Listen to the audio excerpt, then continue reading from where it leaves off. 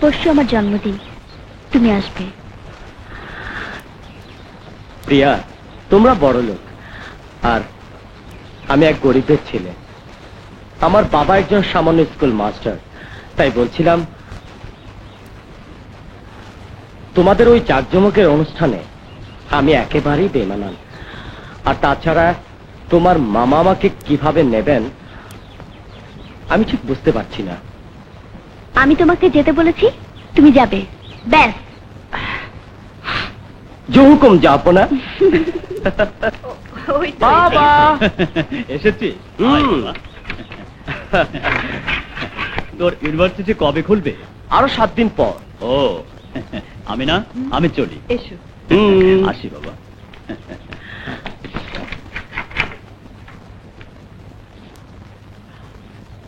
মা, তোমার সাথে কথা আছে, আসো। এবার বসো। বল, কি বলবি? আমার ইউনিভার্সিটির এক বন্ধু বিরাট বড় লোক, পরশু তার জন্মদিন। বলো তো মা, তাকে কি উপহার দেয়া যায়? কিন্তু তার আগে আমার জানতে হবে বন্ধুটি ছেলে না মেয়ে।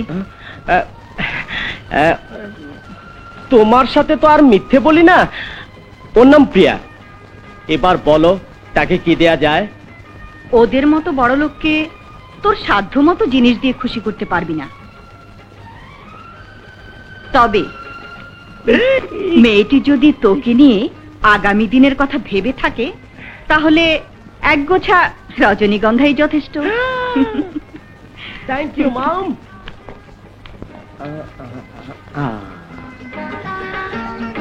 ঠিকই বলেছে, এক গোছা রজনীগন্ধা।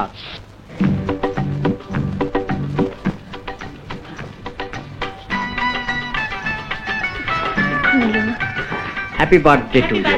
Thank you.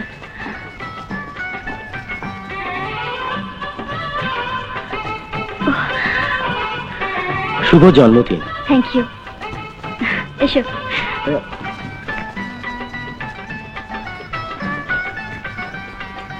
মামা, ওর নাম আসিফ, আমার বন্ধু। হ্যালো। এসো, কেক কাটবে। চলো। এসো।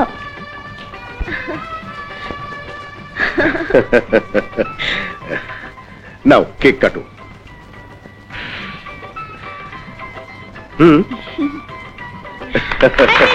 হ্যাপি বার্থডে টু প্রিয়া, হ্যাপি বার্থডে টু প্রিয়া।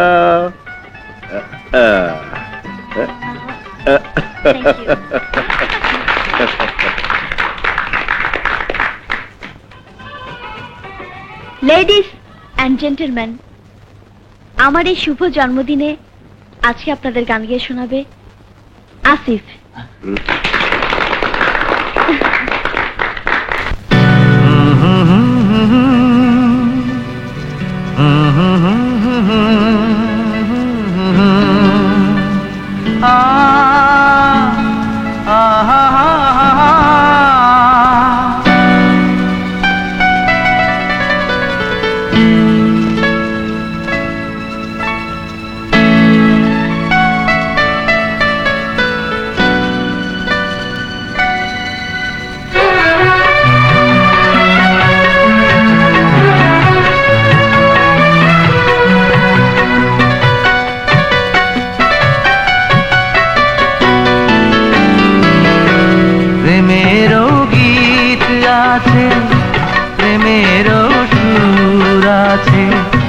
কত যে কথা আছে, কত যে স্বপ্ন আছে, প্রেমের নীড় বেঁধেছি তোমার ওই হৃদয় মাঝে। প্রেমের গীত আছে, প্রেমের সুর আছে, কত যে কথা আছে, কত যে স্বপ্ন আছে। প্রেমের নীড় বেঁধেছি তোমার ওই হৃদয় মাঝে, প্রেমের গীত আছে।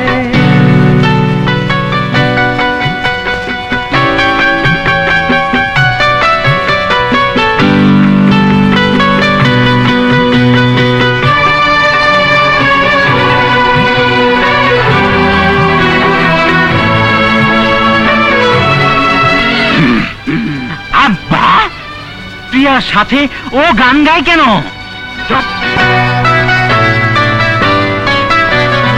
ও হৃদয়ের ফুল বাগিচায় বসন্তের ফুল ফুটেছে, ফুলের সুরভিতে আমার মন ভরে গেছে। সে মনে প্রদীপ জেলে তোমার মন ভরে দেব। প্রেমেরও গীত আছে, প্রেমেরও সুর আছে, কত যে কথা আছে, কত যে স্বপ্ন আছে। প্রেমেরও নীড় বেঁধেছি তোমার ওই হৃদয় মাঝে, প্রেমেরও গীত আছে।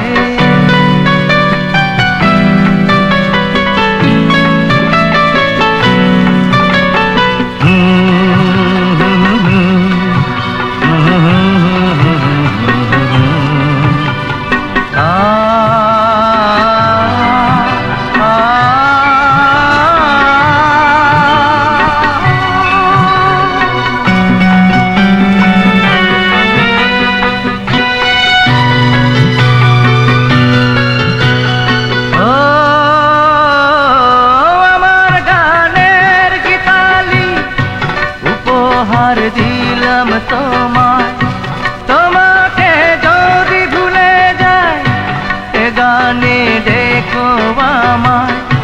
যেখানে থাকি আমি ছুটে যাব তোমার কাছে। প্রেমেরও গীত আছে, প্রেমেরও সুর আছে, কত যে কথা আছে, কত যে স্বপ্ন আছে। প্রেমেরও নীড় বেঁধেছি তোমার ওই হৃদয় মাঝে, প্রেমেরও গীত আছে, প্রেমেরও সুর আছে, কত যে কথা আছে, কত যে স্বপ্ন আছে। প্রেমেরও নীড় বেঁধেছি তোমার ওই হৃদয় মাঝে, প্রেমেরও গীত আছে।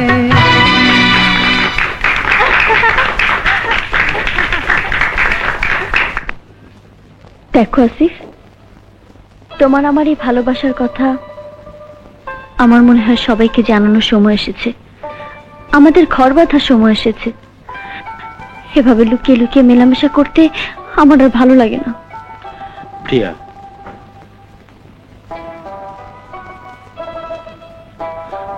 তোমাকে একান্ত নিজের করে কাছে পাবার জন্য আমি যে কি অধীর হয়ে আছি তা তোমাকে বোঝাতে পারবো না।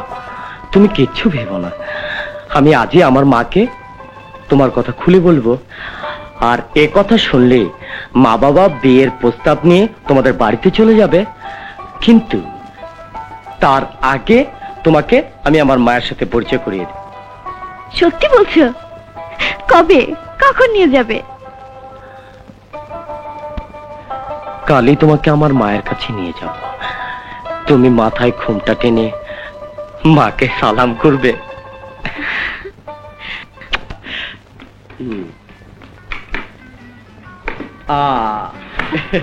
এসো।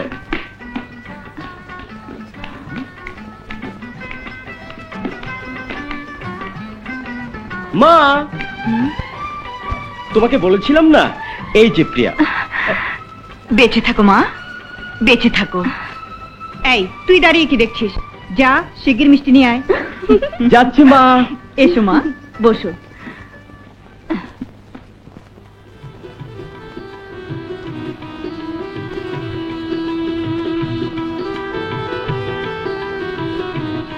মাশাআল্লাহ। এবার বলো মা, বাড়িতে তোমার কে কে আছে? আমার ছোটবেলাতেই বাবা মা মারা গেছেন, এখন আছেন শুধু আমার মামা। বাবা মার মৃত্যুর পর মামাই আমাদের ব্যবসা বাণিজ্য, বিষয় সম্পত্তি সবকিছু দেখাশোনা করছেন। আমি বড় অভাগী মা, বাবা মায়ের আদর কেমন তা আমি জানি না মা, জানি না। কেঁদো না মা, কেঁদো না। তোমার বাবা মা নেই তাতে কি হয়েছে, আমরা তো আছি। মা, কি বললে? আসিফ একটা মেয়েকে পছন্দ করেছে? হ্যাঁ, মেয়েটিকে আসিফ আমার কাছে নিয়ে এসেছিল। বড় ভালো মেয়ে। তা এখন কি করতে হবে? আসিফের ইচ্ছে ওদের সাথে বিয়ের ব্যাপারে আমরা গিয়ে কথা বলি। বিয়ের ব্যাপারে কথা? এখন কি? ওর তো লেখাপড়াই শেষ হয়নি। আহা, লেখাপড়া শেষ হলেই বিয়ে হবে, কিন্তু এখন কথা বলে রাখতে দোষ কি? তা বেশ, তোমাদের মা ছেলের যখন এটাই ইচ্ছে তবে তাই হোক।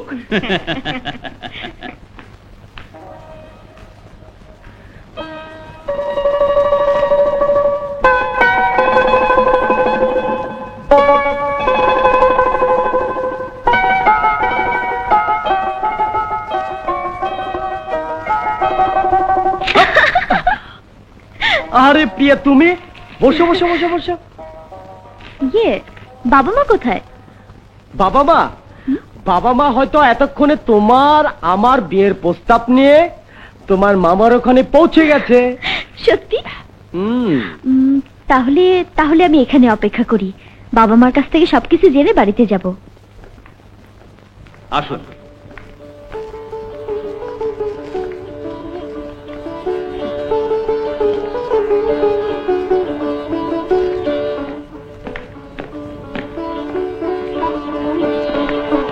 আপনারা বসুন, আমি স্যারকে ডেকে দিচ্ছি।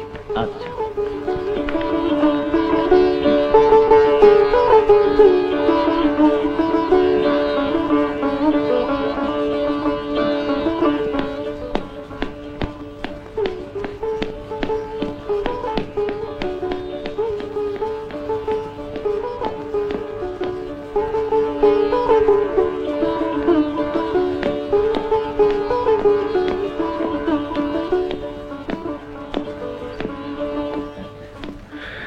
আসসালামু আলাইকুম। আপনারা? বলছি, আগে বসুন। হুম। আপনি বুঝে প্রিয়ার মামা? জি। আমরা আপনার সাথেই কথা বলতে এসেছি। বলুন, কি সাহায্য করতে পারি? সাহায্য নয়, শুনুন বলছি। আমার নাম আব্দুর রহমান, আর এ আমার স্ত্রী। আমি একটা হাই স্কুলে শিক্ষকতা করি। কি বলবেন বলুন। আমার একমাত্র ছেলে আসিফের সাথে আপনার ভাগ্নে প্রিয়া ইউনিভার্সিটিতে লেখাপড়া করে, তাই প্রিয়ার সাথে আপনার ছেলের বিয়ের সম্বন্ধ নিয়ে এসেছেন, তাই না? জি। সম্বন্ধ করার আগে আমার এখানকার কিছু নিয়ম আপনাদের জানা উচিত। কি নিয়ম? আমার এই ড্রয়িং রুমে কারো স্যান্ডেল পরে প্রবেশ নিষেধ, যা এখন আপনারা পরে আছেন। আমি জানি জুতা পরে আসার সামর্থ্য আপনাদের নেই, আর যাদের আর্থিক অবস্থা এত খারাপ জুতা কেনার সামর্থ্য নেই, তাদের এই ড্রয়িং রুমে প্রবেশের অনুমতি নেই। আর যারা স্যান্ডেল পরে এসে আমার এই ড্রয়িং রুমে পা রাখে, তাদেরকে আমি আমার পায়ের জুতো দিয়ে জুতা পেটা করি। এরপরও এখানে বসে থাকলে আমি কি আচরণ করব আপনারা বুঝতেই পারছেন।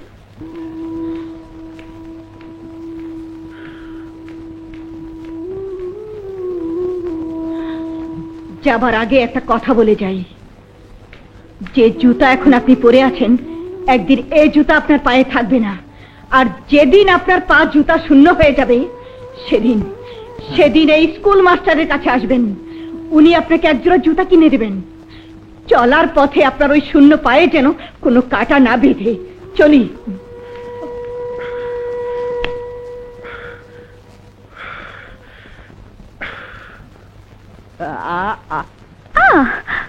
এই, বাবা মা এখন আসছে না কেন? ওয়েট, হয়তো বা ওই তো এসে গেছে। আসসালামু আলাইকুম। ওয়ালাইকুম আসসালাম। তুমি বোধহয় প্রিয়া? আমি স্কুলে গেলাম।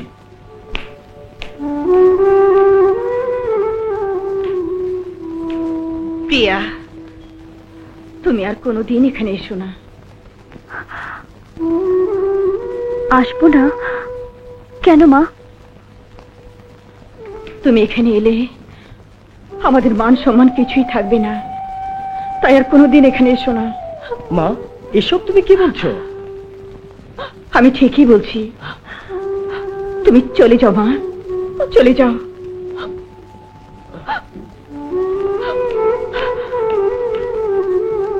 আসিফ, প্রিয়াকে তুই ভুলে যা। ভুলে যাব? কেন মা, কি হয়েছে? আমাকে সব খুলে বলো। তাহলে শোন। মামা, আসিফের বাবা মাকে তুমি কি বলেছো? আমার যা বলার প্রয়োজন ছিল শুধু তাই বলেছি, আর যা বলেছি তোমার ভালোর জন্যই বলেছি। কি বলেছো আমি শুধু তাই জানতে চাই। তাহলে শোনো, তোমার বাবা মা মরার সময় আমাকে তোমার সবকিছু দায়িত্ব দিয়ে গেছে, তাই আমি জেনে শুনে তোমাকে একটা গরিব স্কুল মাস্টারের বাড়িতে বউ করে পাঠাতে পারি না। আমি যদি সেখানে গিয়ে সুখ পাই, শান্তি পাই, তাহলে তোমার আপত্তি কিসের? এটা তোমার কথা নয় মা, এটা তোমার আবেগের কথা, বয়সের কথা। এখন তুমি কিছুই বুঝতে পারছো না, কিন্তু যখন ওই গরিব নোংরা বাড়িতে গিয়ে দুদিন দুরাত থাকবে, তখন নিজেই বলবে কেন আমি এত বড় ভুল করেছি। তাই তোমার ভুল করার আগেই আমি আমার ছেলে কোরবানের সঙ্গে তোমার বিয়ে দেব। আর বিয়ে হলে তোমার ছেলে আমার সমস্ত সম্পত্তির মালিক হবে, তাই না? কিন্তু তোমার সে আশা কিছুতেই পূরণ হতে দেব না। আমি আজই কোর্টে গিয়ে আসিফকে বিয়ে করব। কিন্তু সে সুযোগ আমি তোমাকে কিছুতেই দেব না। এসো। মামা, ছাড়ো। ছেড়ে দাও, ছেড়ে দাও বলছি, ছাড়ো। মামা, কি বললে? সে তোমাদের জুতা মারবে বলেছে? আমার বাবা মাকে জুতা মারবে? একজন শিক্ষককে জুতা মারবে বলেছে?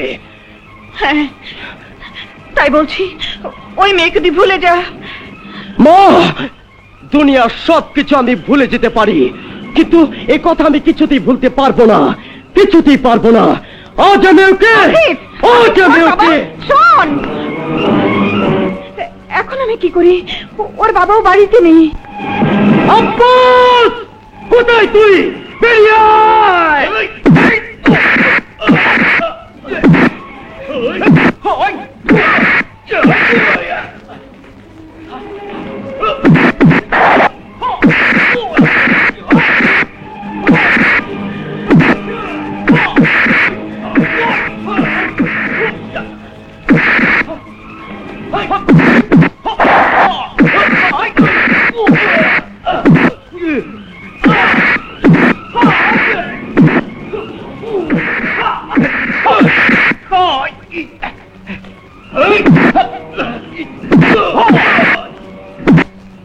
আব্বাস!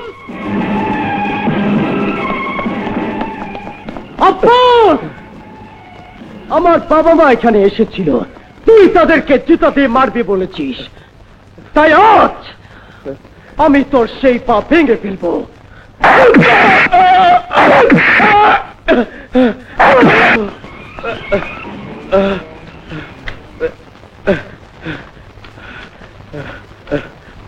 Hello, police station.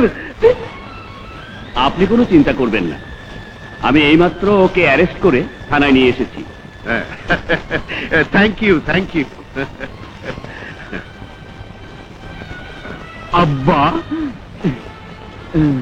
ওই ছেলেটা আবার এসে যদি তোমার মতো আমারও পা ভেঙে দেয়? না, তোর পা সে আর ভাঙতে পারবে না, কারণ আসিফ এখন থানায় আটক, আর কোর্টে চালান দেবার আগেই তাকে খুনের আসামি বানাতে হবে। খুনের আসামি? কিভাবে আব্বা? আগে কাজটা করতে দে, তারপর সব বুঝতে পারবি। হলো হলো।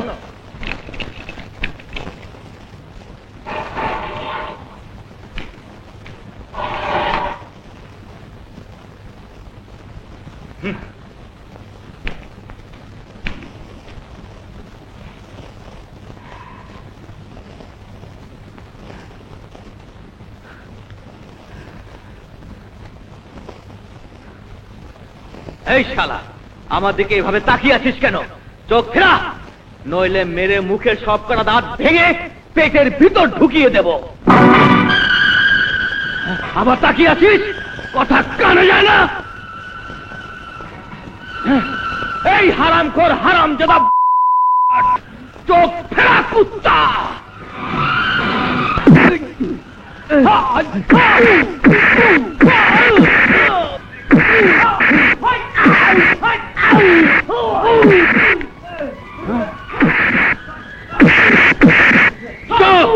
Stop!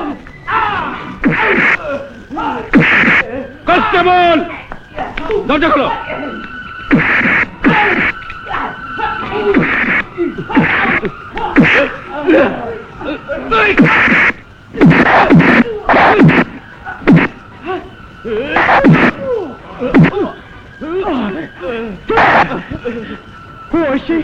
আমাকে অকথ্য ভাষায় গালাগাল করছিল। তারপর না স্যার, ওকে আমি কিছু বলিনি, ও মিথ্যে বলছে। এ মিথ্যে নয়। এই, এদিকে এসো। একে অন্য ছেলে নিয়ে যাও। পানি নিয়ে যাও। পানি।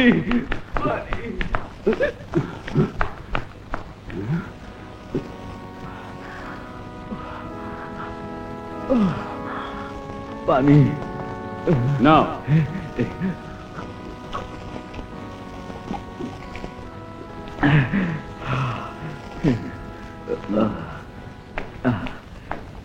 বন্ধ করে দাও। জি স্যার।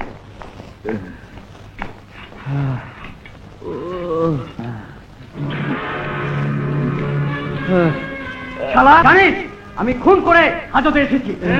আমার সঙ্গে রংবাজি করলে একদম পিটিয়ে হাড়গোড় খুঁড়ো করে দেবো। চুরি করে এসেছিস? আমি জানি না। কি বললি? তোকে দেখাচ্ছি। কি হয়েছে? কি বলেছি?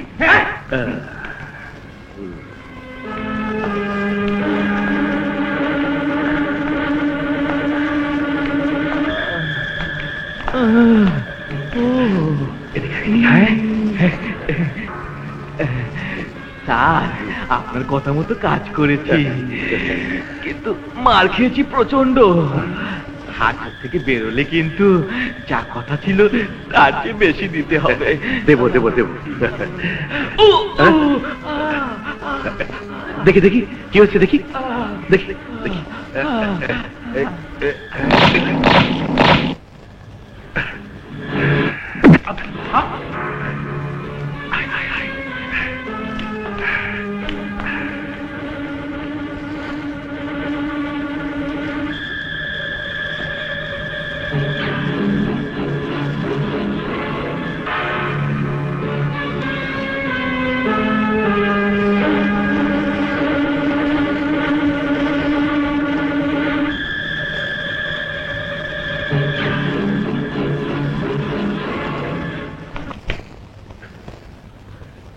ইন্সপেক্টর সাহেব।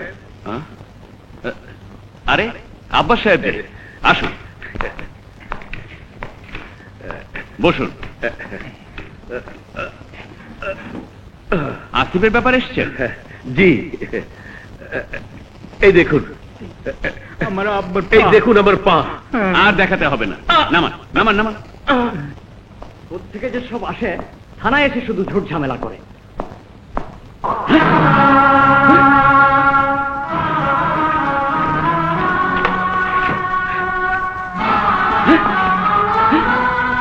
অজ্ঞান হয়ে গেছে। স্যার, কি হয়েছে? কালু তার ছেলে অজ্ঞান হয়ে পড়ে আছে। বলো কি? ইন্সপেক্টর সাহেব, আমরা তাহলে আসি। আসুন। শিকিরায় শিকিরায়।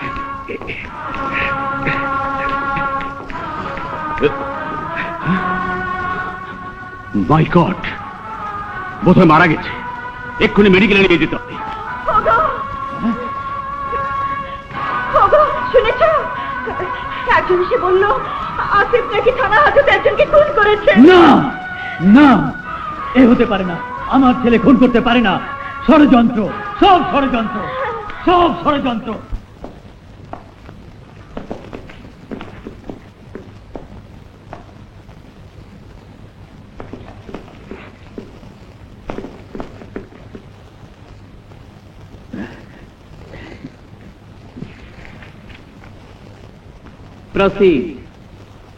মহামান্য আদালত, আসামির বাবা একজন গরিব স্কুল শিক্ষক, কোন রকমে তাদের সংসার চলত। তাই আসামি হঠাৎ করে বড়লোক হবার স্বপ্ন দেখতে শুরু করে, আর এই জন্য সে কোটি কোটি টাকার একমাত্র মালিক মিস প্রিয়াকে তার ভালোবাসার ফাঁদে ফেলে তার সমস্ত সম্পদ দখল করার ষড়যন্ত্রে লিপ্ত হয়। মিথ্যে কথা! মহামান্য আদালত, আমি শুধু প্রিয়াকে ভালোবেসেছি, তার সম্পদকে নয়। মহামান্য আদালত, প্রিয়া যখন তার ভালোবাসাকে প্রত্যাখ্যান করে তখন সে তাকে প্রাণনাশের হুমকি দেয়। মিথ্যে কথা! না, এ মিথ্যে নয়, আমি যা বলছি সব সত্যি। মহামান্য আদালত, প্রিয়ার অভিভাবক যখন আসিফকে তাদের বাড়িতে আসতে বারণ করে তখন সে জোর করে প্রিয়ার বেডরুমে প্রবেশ করে এবং বলে সে যদি তাকে বিয়ে না করে তাহলে তার মান ইজ্জত সব নষ্ট করে দেবে। এই কথা শুনে প্রিয়া ক্ষিপ্ত হয়ে উঠলে আসামি প্রিয়ার ঘরের দরজা বন্ধ করে তাকে বলাৎকার করার চেষ্টা করে। প্রিয়ার চিৎকার শুনে তার অভিভাবক সবাইকে নিয়ে রুমের দরজা ভেঙে ভেতরে প্রবেশ করে। তখন আসামি আব্বাস সাহেবকে মেরে একটি পা ভেঙে দেয়। মহামান্য আদালত, আমি এ ব্যাপারে প্রিয়ার মামা আব্বাস সাহেবকে কিছু জিজ্ঞাসা করতে চাই। অনুমতি দেওয়া হলো। Thank you, your honour. বলুন, যাহা বলিব সত্য বলিব। যাহা বলিব সত্য বলিব। সত্য বই মিথ্যা বলিব না। সত্য বই মিথ্যা বলিব না।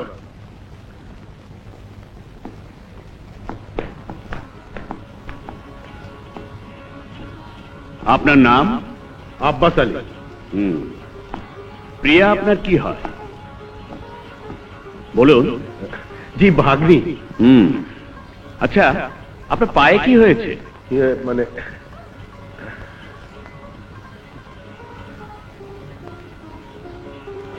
ওই আসিফ আসিফ আমার পায়ে আঘাত করেছে। কেন? ও প্রিয়ার কাছ থেকে জোর করে ভালোবাসা আদায় করতে চেয়েছিল, কিন্তু প্রিয়া তাকে ঘৃণা করে।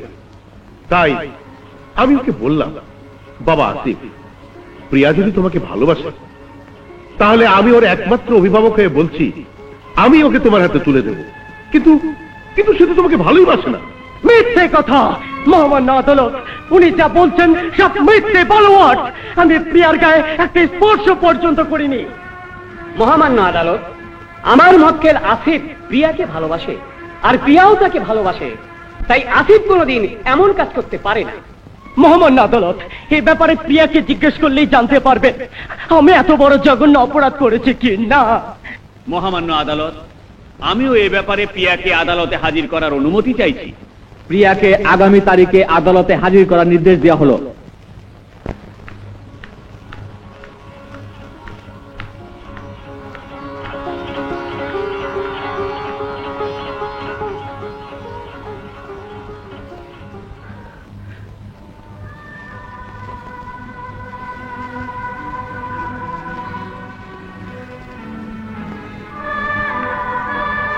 বলুন, যাহা বলিব সত্য বলিব। যাহা বলিব সত্য বলিব। সত্য বই মিথ্যা বলিব না। সত্য বই মিথ্যা বলিব না।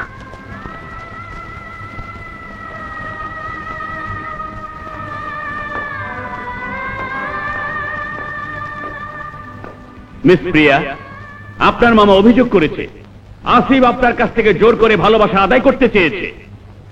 অভিযোগ আছে সে আপনাকে নষ্ট করতে চেয়েছে। কথাগুলো কি সত্যি? বলুন, উত্তর দিন।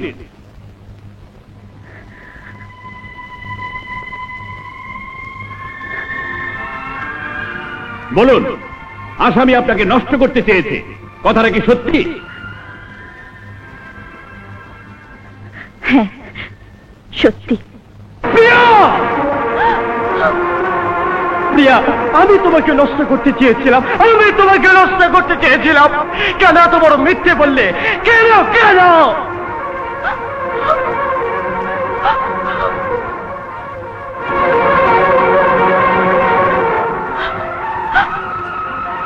Order, order! আপনি এখন যেতে পারেন।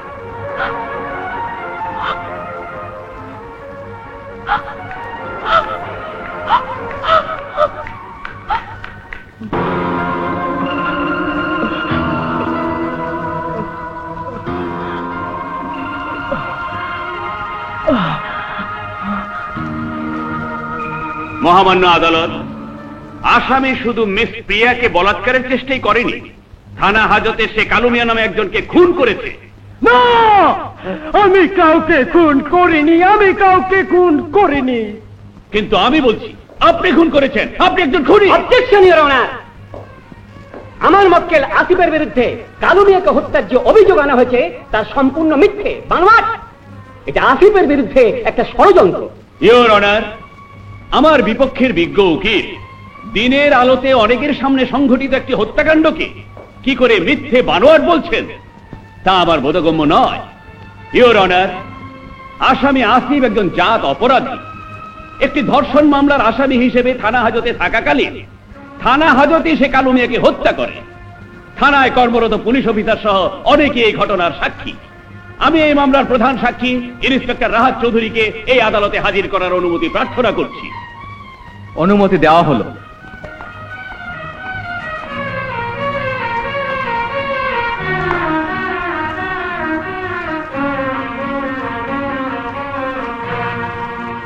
বলুন, যাহা বলিব সত্য বলিব, যাহা বলিব সত্য বলিব, সত্য বই মিথ্যা বলিব না। সত্য বই মিথ্যা বলিব না।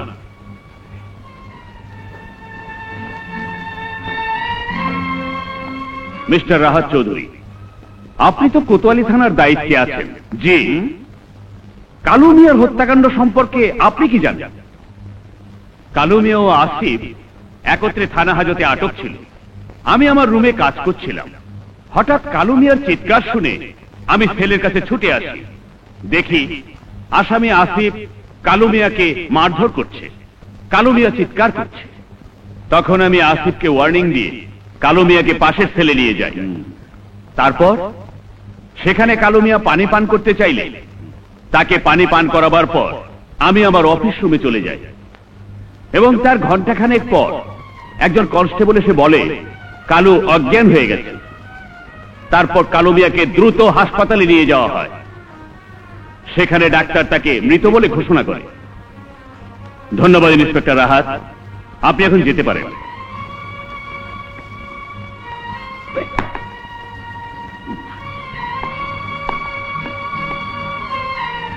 ইওর অনার, কালু মিয়ার মৃত্যুর পর যে ডাক্তার তার পোস্টমর্টেম রিপোর্ট লিখেছিল তাকে আমি এই আদালতে হাজির করার অনুমতি প্রার্থনা করছি। অনুমতি দেওয়া হলো। Thank you your honour.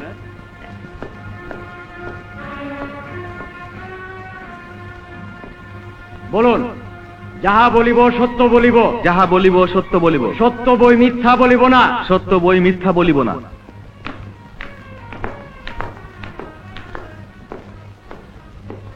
আপনার নাম? আনিসুর রহমান। ডক্টর আনিস, আপনি কি কালু মিয়ার পোস্টমর্টেম করেছিলেন? জি। কি কারণে কালুর মৃত্যু হয়েছিল? কালু মিয়ার ঘাড় সম্পূর্ণভাবে মটকানো ছিল, ঘাড়ের কাছে মেরুদণ্ডের হাড়গুলো ভাঙা ছিল এবং সেই কারণে তার মৃত্যু হয়েছিল। ধন্যবাদ ডক্টর আনিস, আপনি এবার আসুন। ইওর অনার, কালু মিয়ার পোস্টমর্টেম রিপোর্টে ওই একই কথা লেখা রয়েছে। তাই আমি বলবো, সাক্ষীদের সাক্ষ্য থেকে এই কথাই সুস্পষ্টভাবে প্রমাণিত হয়েছে যে আসামি আসিফ মিস প্রিয়াকে বলাৎকারের চেষ্টা করেছে এবং তাতে বাধা পেয়ে সে মিস্টার আব্বাস আলীকে মেরে গুরুতরভাবে জখম করে। শুধু তাই নয়, আসামি আসিফ প্রকাশ্য দিবালোকে থানা হাজতের মতো একটি সংরক্ষিত স্থানে কালু মিয়াকে ঠান্ডা মাথায় হত্যা করেছে। তাই আমি আসামির দৃষ্টান্তমূলক শাস্তি দাবি করছি। That's all your honour. এ ব্যাপারে আসামি নিজের কোনো বক্তব্য আছে? মহামান্য আদালত, এই আদালতে আমার কোনো সাক্ষী নেই। আমার সাক্ষী হয়ে আল্লাহ। আমি আল্লাহর কসম খেয়ে বলছি, আমি নির্দোষ। আমি এক গভীর ষড়যন্ত্রের শিকার। সম্পূর্ণ উদ্দেশ্যমূলক ভাবে আমাকে খুনের আসামি বানানো হয়েছে। তাই আমি আপনার কাছে ন্যায় বিচার প্রার্থনা করছি মহামান্য আদালত। আগামীকাল এ মামলার রায় ঘোষণা করা হবে। আদালত আজকের মতো এখানে মুলতবি ঘোষণা করা হলো।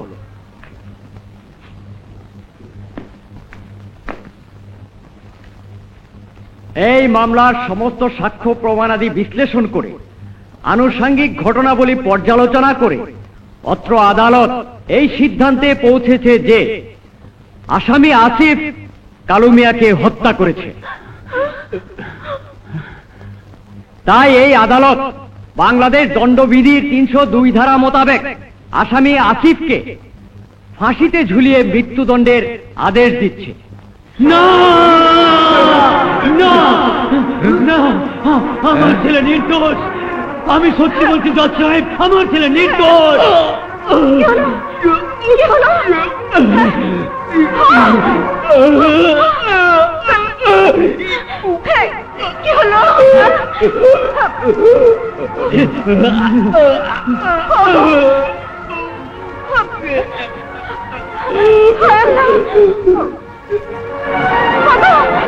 আমার বাবা মারা গেছে।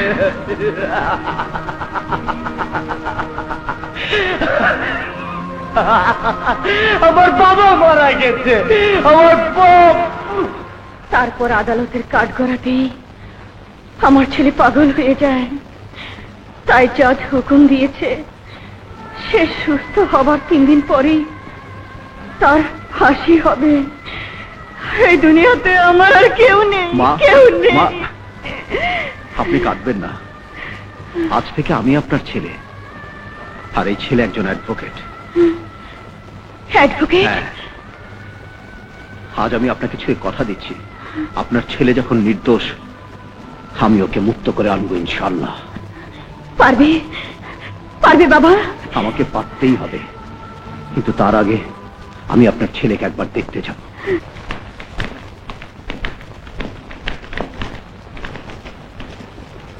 আপনার ছেলেকে ডাকুন। আসিফ,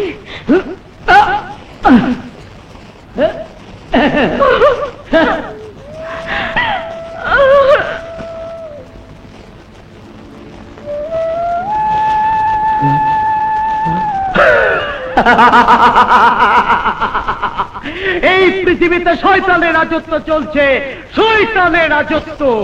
শয়তান মানুষের রক্তের মধ্যে প্রবেশ করেছে, তাই মানুষের কোনো শক্তি নেই সেই রক্ত থেকে শয়তানকে দূর করে মানুষের রক্তকে পবিত্র করে। এই এই কে তুমি? কে তোমরা?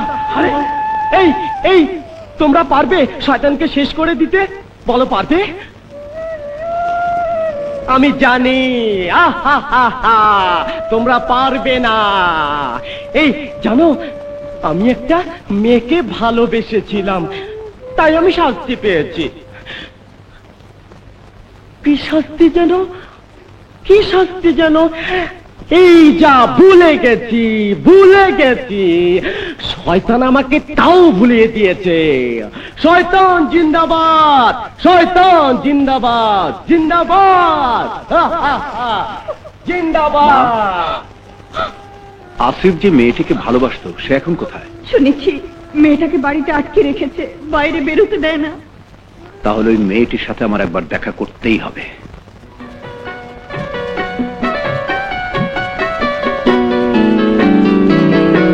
প্রেমেরও গীত আছে, প্রেমেরও সুর আছে, কত যে কথা আছে, কত যে স্বপ্ন আছে।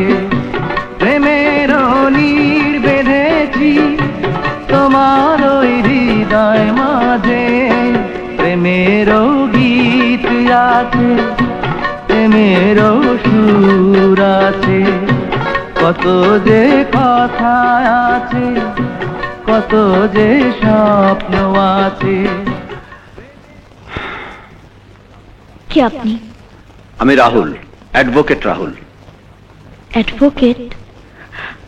বলুন, কেন এসেছেন? আমি আসিফ সম্পর্কে তোমার কাছে কিছু কথা জানতে এসেছি। আসিফ? তার সাথে আপনার কি সম্পর্ক? গতকাল পর্যন্ত ওর সাথে আমার কোনো সম্পর্ক ছিল না, কিন্তু আজ থেকে সে আমার ভাই। আমার ভাই তোমাকে ভালোবাসতো, আর তুমিও তাকে ভালোবাসতে। তাই জানতে এসেছি এখনো তোমার মনে ওর জন্য কোনো স্থান আছে কিনা। ভালোবাসার জন্মই যখন হৃদয় থেকে, তাই যতদিন হৃদয় স্পন্দন থাকবে ততদিন আসিফের জন্য আমার ভালোবাসা থাকবে। আমি আসিফকে ভালোবাসি। তাহলে আদালতে ওর বিরুদ্ধে মিথ্যে সাক্ষ্য দিয়েছিলে কেন? আমাকে বাধ্য করা হয়েছিল, আমাকে বাধ্য করা হয়েছিল, আমাকে বাধ্য করা হয়েছিল। কেঁদো না বোন, কেঁদো না।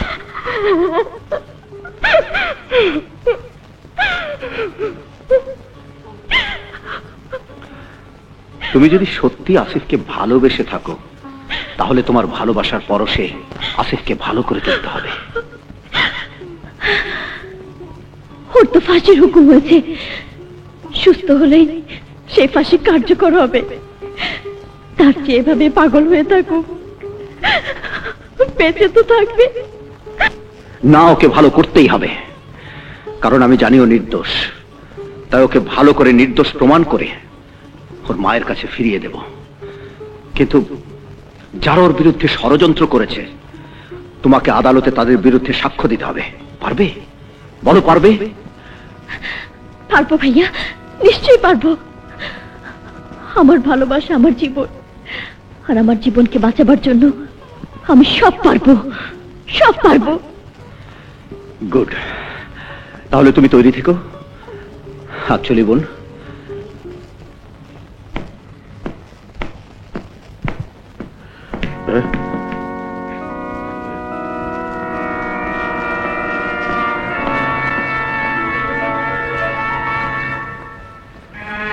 অ্যাডভোকেট রাহুল এখানে?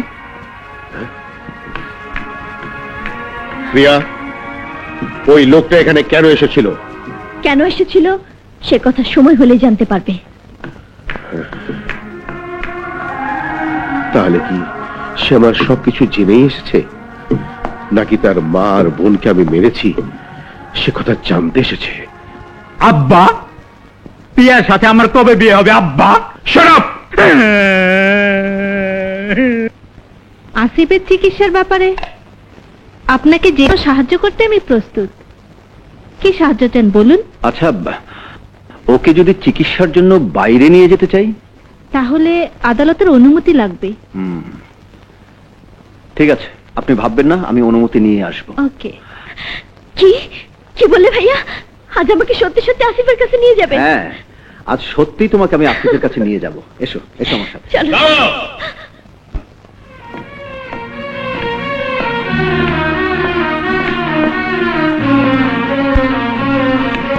আমার ভাগ্নি যাবে না, আপনি চলে যান। একটা বদ্ধ পাগলের কাছে ওকে আমি কিছুতেই যেতে দেব না। আমি জানতাম আপনি ওকে আমার সাথে যেতে দেবেন না, তাই ওই ফাঁসির আসামিকে সুস্থ করে তোলার জন্য কোর্ট থেকে আমি অর্ডার নিয়ে এসেছি। প্রয়োজন হলে আপনি কোর্টে গিয়ে জেনে আসতে পারেন। এসো।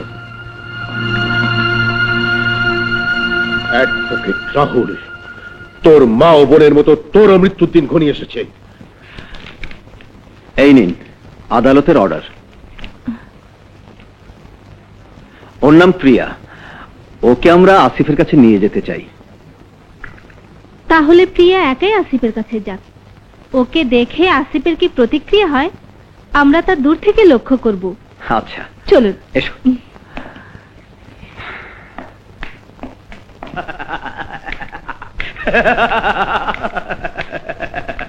শয়তান সবচেয়ে শক্তিশালী, শয়তান সবচেয়ে শক্তিশালী। মানুষ শয়তানের কাছে হেরে গেছে। শয়তান পৃথিবীতে সবচেয়ে শক্তিশালী।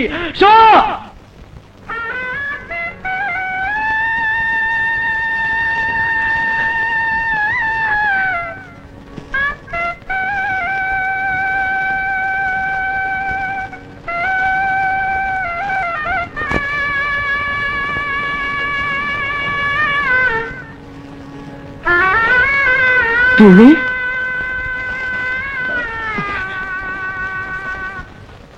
কি যেন নাম তোমার? বলো না, কি নাম তোমার? আমি তোমার প্রিয়া। প্রিয়া? ও হ্যাঁ, মনে পড়েছে। ইয়ে, তোমাকে নিয়ে আমার সাথে কি যেন হয়েছিল, মনে পড়ছে না। এই মনে করিয়ে দাও, মনে করে দাও না। আমি তাহলে তোমাদের কাউকে বিরক্ত করব না। মনে করিয়ে দাও, মনে করিয়ে দাও, মনে করিয়ে আপনি দাও, চলে আসুন। মনে করিয়ে দাও। আসুন। এই তোমরা যাচ্ছ কোথায়? আমাকে মনে করিয়ে দাও। যাও, তোমার সাথে কথা বলবো না। আশ্চর্য, এতদিন আসিফের সামনে যেই এসেছে তাকে দেখেই সে ক্ষিপ্ত হয়ে উঠেছে। এই প্রথম দেখলাম প্রিয়াকে দেখে সে নিশ্চুপ হয়ে গেছে। আমার বিশ্বাস তোমার সহযোগিতায় চিকিৎসা করলে আসিফ ভালো হয়ে যাবে। তাহলে প্রিয়া আসিফকে নিয়ে যেখানে ঘুরে বেড়াতো, হাসতো, কথা বলতো, গান গাইতো, সেখানে নিয়ে গেলে আমার মনে হয় সে সুস্থ হয়ে উঠবে। হ্যাঁ, তুমি ঠিকই বলেছো। হ্যাঁ, তাহলে তাই করো ভাইয়া, তাই করো।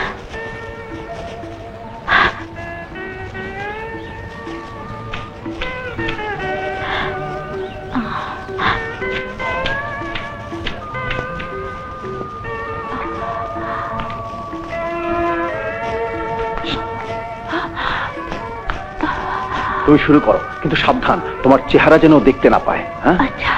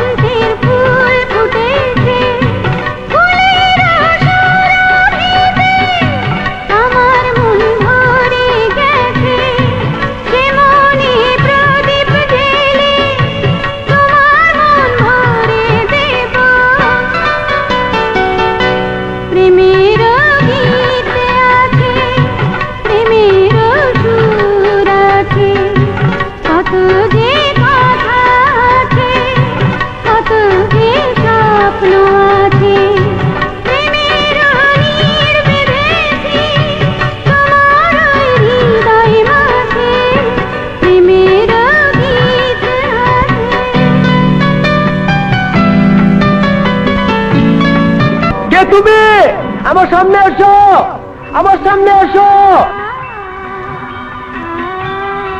কে তুমি? আমার সামনে এসো। আসিফ, কি হয়েছে? কে জন্য গান গাইছে? কই না তো। হ্যাঁ, ও না, আমি সামনে যাবো না। না, যাবো না। এসো আমার সাথে। না, আমি যাবো না। শোনো, আজ তুমি ওর সামনে যাবে না, তুমি বাড়ি চলে যাও।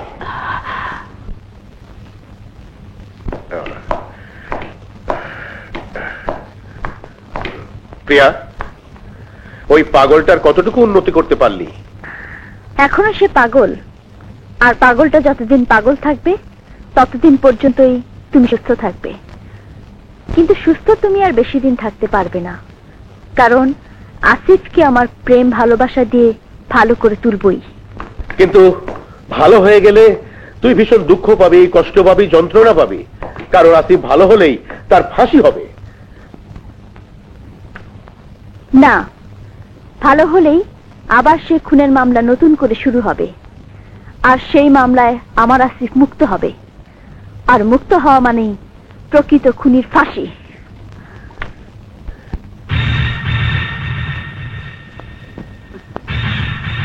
প্রকৃত খুনির কোনোদিন ফাঁসি হয় না।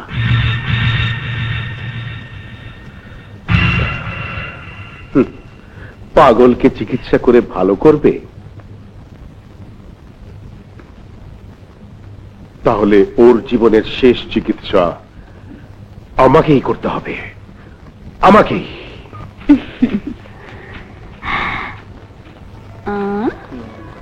তুমি এখানে বসো। আমি এখানে বসবো কেন? বসো। কাল যে গান গিয়েছিল সে আসবে। কিসে? তুমি একদিন যাকে ভালোবাসতে। আমি কাকে ভালোবাসতাম? এলেই বুঝতে পারবে। তুমি বসো, আমি আসছি। আর শোনো, তুমি যদি এখান থেকে চলে যাও তাহলে কিন্তু সে আসবে না। না না না না না না, আমি তাহলে বসে থাকি, একটু নড়বো না। মনে থাকে যেন।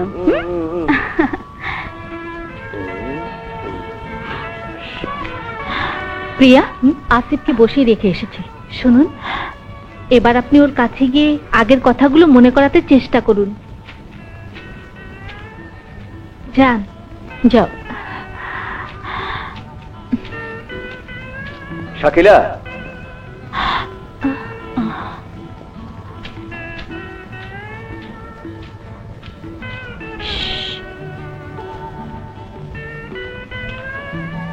আসিফ, এই আসিফ, এখানে বসে তুমি বোধহয় আগের কথা ভাবছো, তাই না? হ্যাঁ, কিন্তু কি কথা বলো তো? যাকে তুমি ভালোবাসতে তার সাথে এখানে বসে কথা বলতে, অনেক কথা বলতে, তোমার মনে নেই?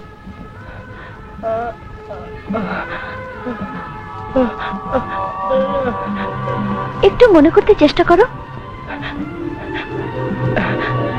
হ্যাঁ, চেষ্টা করো।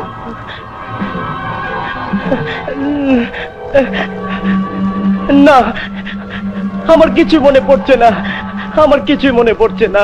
একটু মনে করতে চেষ্টা করো, চেষ্টা করো, একটু চেষ্টা করো। না না, মনে পড়ছে না, তুমি মনে করিয়ে দাও। মনে করো, আমি তোমাকে ভালোবাসতাম। তুমি? তোমাকে আদর করে বুকে জড়িয়ে রাখতাম। বুকে জড়িয়ে রাখতে? কিভাবে কিভাবে জড়িয়ে রাখতে? দেখাচ্ছি, এভাবে, এভাবে।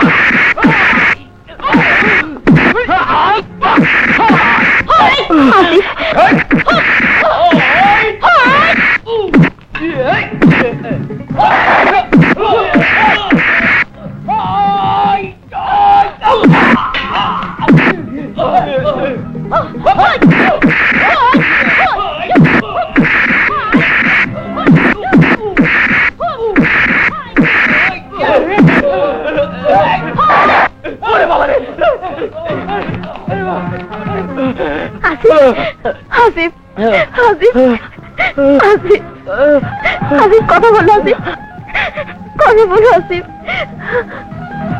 আসিফ, আসিফ,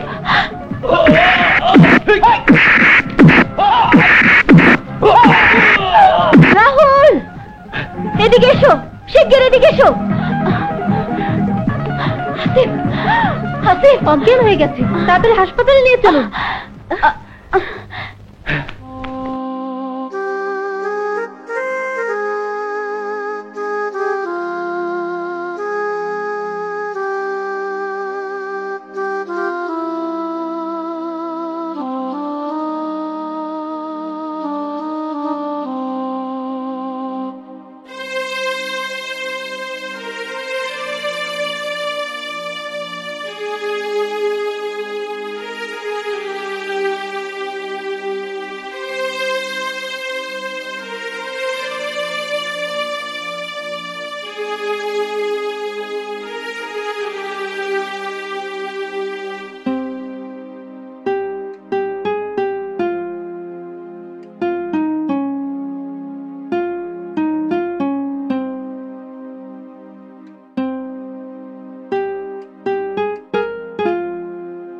মা, আমি এখানে কেন? আসিফ, তুই কি তাহলে? আমার তো ফাঁসির হুকুম হয়েছিল। আপনার সে কথা মনে আছে? হ্যাঁ। শুনুন, আপনার ছেলে এখন সম্পূর্ণ সুস্থ।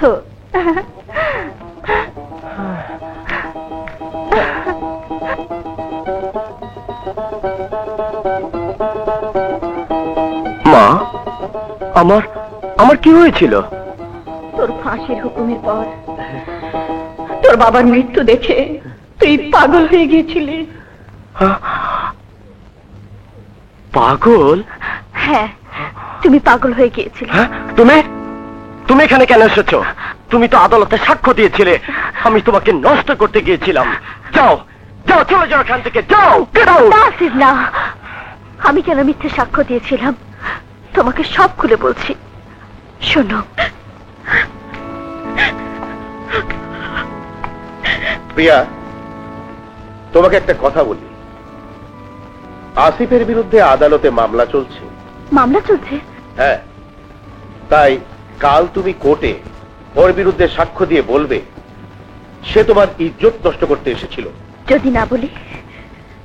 যদি না বলো তাহলে আসিফের বাবা করে হত্যা করব। তোমার প্রেমিকা হলে এই মিথ্যে সাক্ষ্য তোমাকে দিতেই হবে। এখন কি করবে তুমি ভেবে দেখো। এখন তুমি বলো, আদালতে তোমার বিরুদ্ধে মিথ্যে সাক্ষ্য দিয়ে আমি কোন অন্যায় করেছি কিনা? প্রিয়া, প্রিয়া, আমি তোমাকে ভুল বুঝেছিলাম। এসব এখন থাক আসিফ, এসো। আসিফ, ও অ্যাডভোকেট রাহুল। আসসালামু আলাইকুম। তোকে ভালো করার পেছনে সমস্ত কৃতিত্বই রাহুলের, আর ও না থাকলে আমিও হয়তো বাঁচতাম না। ভাইয়া, আপনি আমার মাকে বাঁচিয়েছেন, আপনার কাছে আমি চিরঋণী। সন্তানের কাছে মা কত প্রিয় তা শুধু আমিই জানি, কারণ আমি আমার মাকে হারিয়ে সে ব্যথা বুঝতে পেরেছি। কিন্তু ভাইয়া, দুদিন পর আমার ফাঁসি হবে, আমি আমার মায়ের বুক থেকে হারিয়ে যাব ভাইয়া। না, তোমার এই ভাই বেঁচে থাকতে তোমার ফাঁসি। ফাঁসির আসামি আসিফ ভালো হয়ে গেছে? জি স্যার।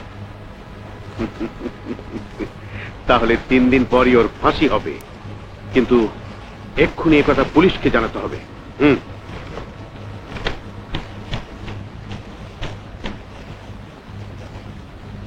হ্যালো, ইন্সপেক্টর সাহেব, আমি আব্বাস আলী বলছি। এইমাত্র সংবাদ পেলাম আসিফ সম্পূর্ণ ভালো হয়ে গেছে। জি জি, thank you, thank you.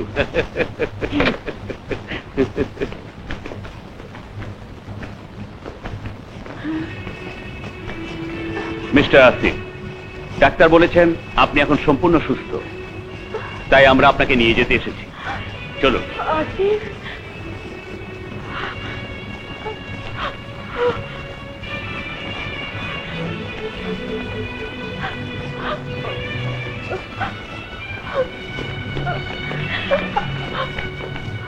Asif, Asif, Asif, আমার আসিফ,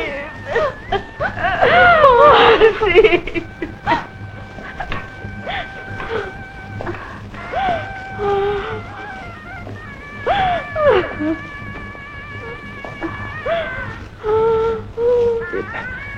মা, আপনি কাঁদবেন না। আসিফের কেসটা আজই আমি হাইকোর্টে রিট্রায়ালের আবেদন করব। কিন্তু বাবা, এদিকে আমার আসিফ ছাড়া পাবে। আপনি আমাকে দোয়া করুন মা, আমি আসিফকে এই ষড়যন্ত্র থেকে মুক্ত করব ইনশাআল্লাহ। প্রিয়া, আজ থেকে তুমি আর তোমার বাড়িতে যাবে না। তোমার মামা সেখানে গেলে তোমার বড় কোনো ক্ষতি করে ফেলতে পারে, তাই এখন থেকে তুমি এখানেই থাকবে। শাকিলা, তোমরা মায়ের দিকে খেয়াল রেখো, আমি যাচ্ছি। রাহুল সাহেব, আসিফের কেস রিট্রায়ালের আবেদন হাইকোর্ট গ্রহণ করেছে। এই কাগজগুলো নিয়ে আপনি জেল সুপারের কাছে চলে যান। Thank you. ওয়েলকাম।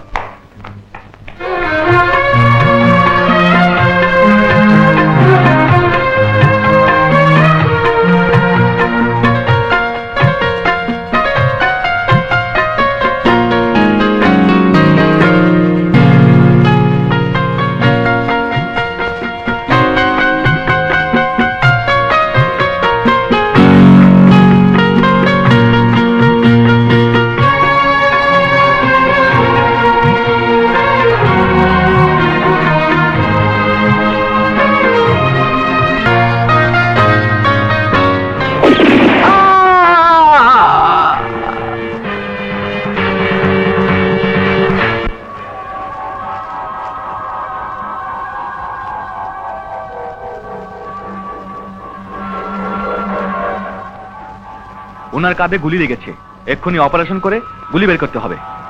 অপারেশন থিয়েটারে নিয়ে যাওয়ার ব্যবস্থা করো। আপা, ভাইয়া এখন আসছে না কেন? শাকিলা, মা, এত রাত হয়ে গেল কিন্তু রাহুল এখনো এলো না। আমিও কিছু বুঝতে পারছি না। রাহুল গেল কোথায়? সাবধানে নিয়ে এসো। হ্যাঁ, ধীরে একটু আসতে।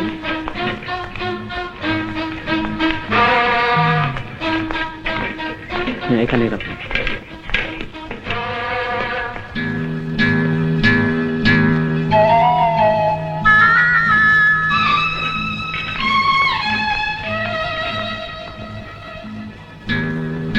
শোনো, এই রক্ত শেষ হয়ে গেলে আরো এক ব্যাগ রক্ত দিয়ে দেবে।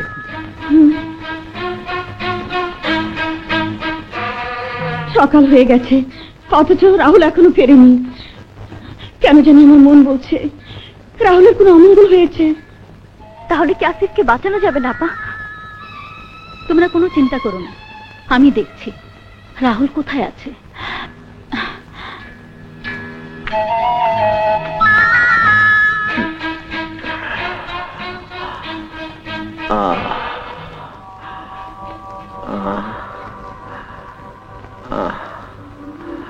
আমি কোথায় আছি? আপনি মেডিকেলে আছেন। আপনাকে কাল আহত অবস্থায় এখানে আনা হয়েছে। তাহলে আজ আসিফের ফাঁসির দিন। হ্যাঁ ডাক্তার সাহেব, আমাকে যেতে দিন, নয়তো একজন নির্দোষ লোকের ফাঁসি হয়ে যাবে। আপনি এখন যেতে পারবেন না, কারণ আপনার অপারেশন হয়েছে। আপনি অসুস্থ। না না, আমাকে যেতে দিন, আমাকে যেতেই হবে। আমাকে আমাকে যেতে হবে। আমাকে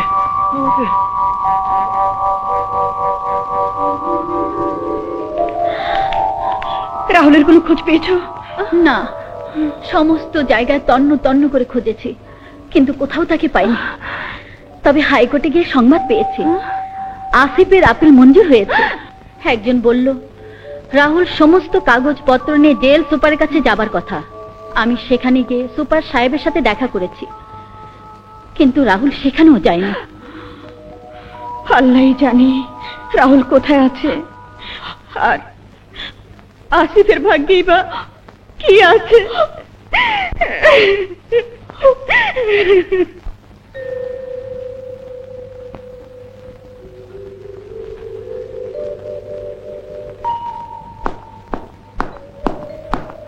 শুনুন, এখন রাত 10টা বাজে, রাত 3টায় আপনার ফাঁসি হবে, আর মাত্র 5 ঘন্টা বাকি।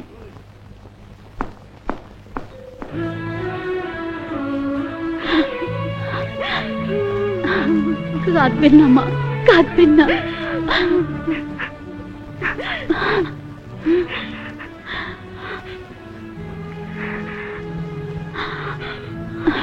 রাত 12টা বাজে, আমার আসিফের জীবন আর মাত্র 3 ঘন্টা বাকি। না, হতে পারে না, হতে পারে না, কিছুতেই না, হতে পারে না।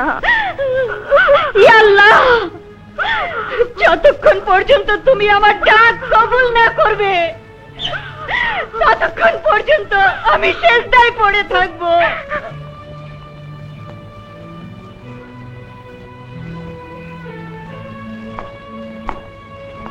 শুনুন, আপনার ফাঁসি হবার আর মাত্র 2 ঘন্টা বাকি আছে।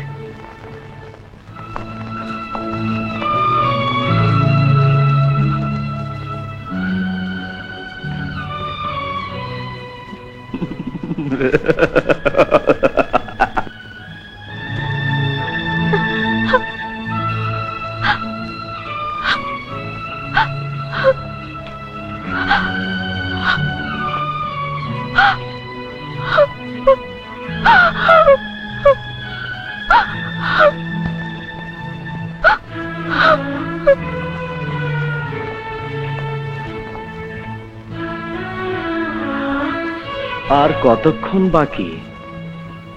আর মাত্র 1 ঘন্টা বাকি।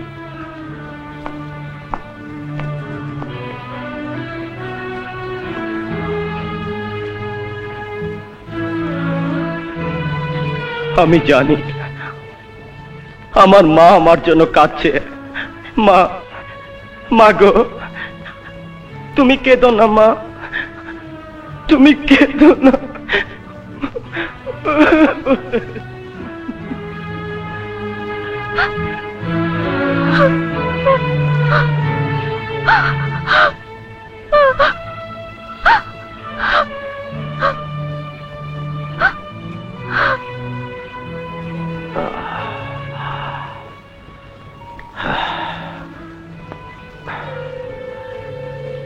সিস্টার, কটা বাজে?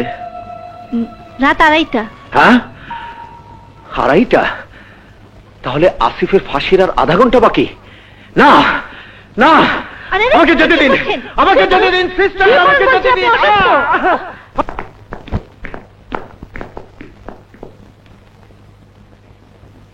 ওকে নিয়ে এসো। Yes sir.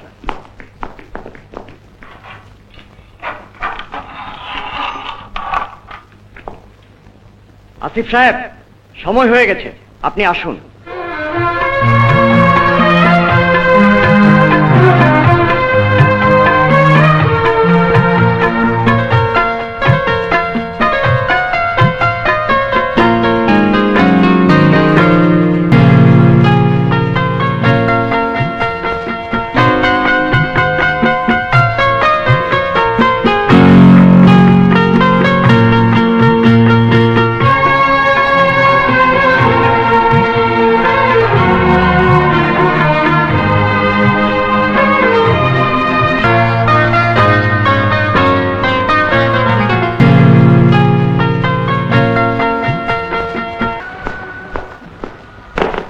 Sir,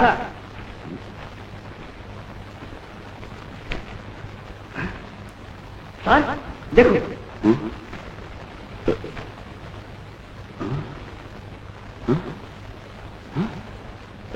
stop! মা রাত থেকে সেজদায় পড়ে আছে। ভাইয়া, আসিফের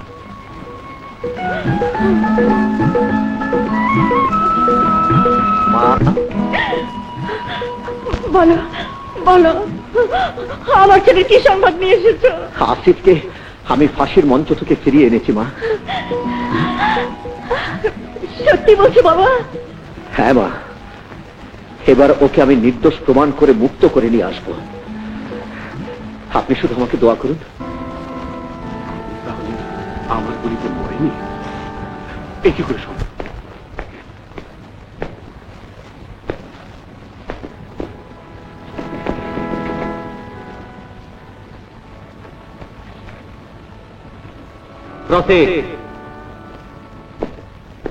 মহামান্য আদালত, আমার মক্কেল আসিফকে সমাজের কিছু মুখোশধারী স্বার্থান্বেষী দুষ্কৃতিকারী তাদের হীন স্বার্থ চরিতার্থ করার জন্য মিথ্যে খুনের আসামি বানিয়ে ফাঁসিতে ঝুলাবার ষড়যন্ত্র করেছিল। আর সেই ষড়যন্ত্রের শিকার হয়ে এতদিন সে মানসিক হাসপাতালে ডাক্তারের চিকিৎসাধীন ছিল। কিন্তু যারা তাকে মিথ্যে খুনের আসামি বানিয়ে তার সুখের জীবন ভেঙে তছনছ করে ফেলে, তাদেরকে দোষী সাব্যস্ত করে আমার মক্কেলকে আমি নির্দোষ প্রমাণ করব। মহামান্য আদালত সমস্ত সাক্ষ্য প্রমাণ ও আনুষঙ্গিক সবকিছু বিশ্লেষণ করে যে মামলার রায় পর্যন্ত ঘোষিত হয়ে গেছে এবং আসামিকে মৃত্যুদণ্ডের আদেশ দেওয়া হয়েছে, সেই মামলাকে আবার নতুন করে আদালতে টেনে আনার অর্থ ন্যায় বিচারের রায়কে অসম্মান করা ছাড়া অন্য কিছু নয়। মহামান্য আদালত, একজন নিরপরাধ মানুষের বিরুদ্ধে কিছু সাক্ষী প্রমাণ জড়ো করে তাকে ফাঁসিতে ঝুলাবার যে চক্রান্ত করা হয়েছিল, তা কোনো অবস্থাতেই ন্যায় বিচার হতে পারে না। আর তাই এই চক্রান্তকারী শয়তানদের সমস্ত চক্রান্তের জাল আমি ছিন্ন করে দেব। মহামান্য আদালত, আমি ওনার এই কথার তীব্র প্রতিবাদ জানাচ্ছি। আদালতে ঘোষিত রায়ের প্রতি অবজ্ঞা দেখিয়ে উনি আদালতকে অবমাননা করছেন। আপনার প্রতিবাদ গ্রহণযোগ্য নয়। ধন্যবাদ। মহামান্য আদালত, আমি এই মামলার ব্যাপারে মৃত কালু মিয়ার স্ত্রী জহুরা খাতুনকে কিছু জিজ্ঞেস করার অনুমতি চাইছি। অনুমতি দেওয়া হলো। ধন্যবাদ। কালু মিয়ার স্ত্রী জোহরা খাতুন হাজির।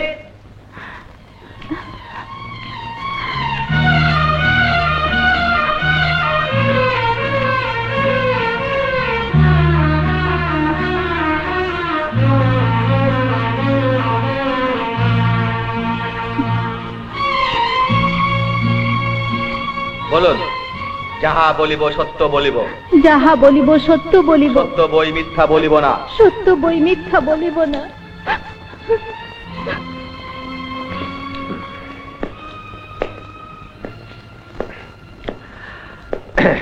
আপনার নাম জহুরা খাতুন? জি। আপনার স্বামীর নাম? কালু মিয়া। উনি কি করতেন? কি কাজ করতেন সে কথা আমাকে কোনোদিন বলেননি। তবে সেদিন আমাকে এসে বললেন, জহুরা, 2-3 দিন আমি বাড়িতে থাকবো না, থাকবো থানায়। আমি কারণ জিজ্ঞেস করতেই বলল, সে কথা তোমার জানার প্রয়োজন নেই, তবে ফিরে আসার সময় অনেক টাকা নিয়ে আসবো। থানায় থাকবে বলেছেন? হ্যাঁ জি। আপনি যেতে পারেন। মহামান্য আদালত, মৃত কালু মিয়া বাড়ি থেকে যাবার আগে বলে গেছে সে 2 দিন থানায় থাকবে। নিশ্চয়ই আগে থেকে এমন কোনো কথা হয়েছিল। এই ব্যাপারে আমি সেই থানার ইন্সপেক্টরকে কিছু জিজ্ঞাসা করার অনুমতি চাইছি। অনুমতি দেওয়া হলো। Thank you. Inspector Rahat Chowdhury হাজির।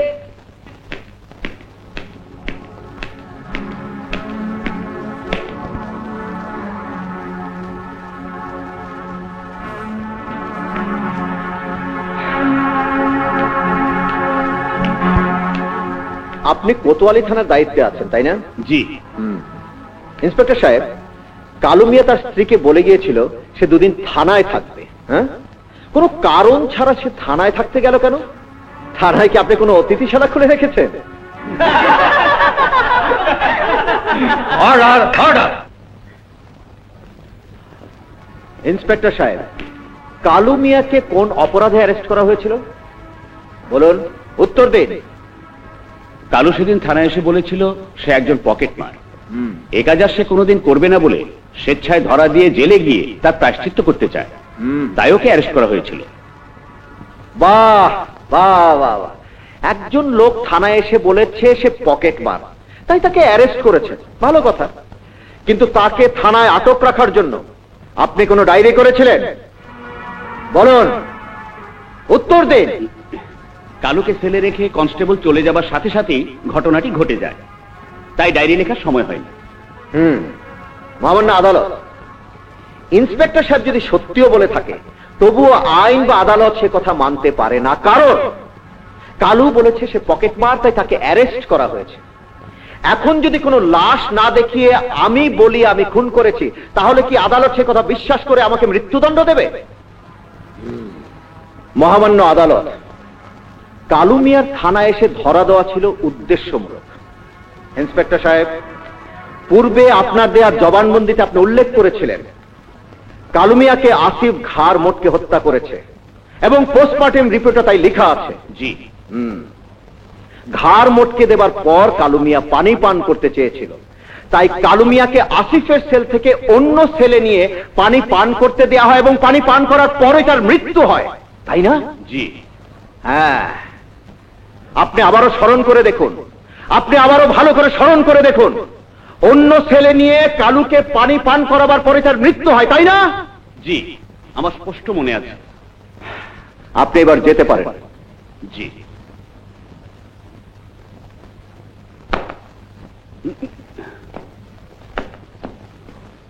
মহামান্য আদালত, এবার আমি দুজন ডাক্তারকে হাজির করতে চাই। তাদের একজন হলেন যে ডাক্তার কালুর পোস্টমর্টেম করেছিলেন, আরেকজন হলেন নিউরোলজিস্ট, যিনি স্নায়ু এবং মেরুদণ্ড বিশেষজ্ঞ। কারণ এই মামলার জন্য এদের দুজনকে আমার বিশেষভাবে প্রয়োজন, তাই আমি মহামান্য আদালতের কাছে এদের দুজনকে হাজির করার অনুমতি চাইছি।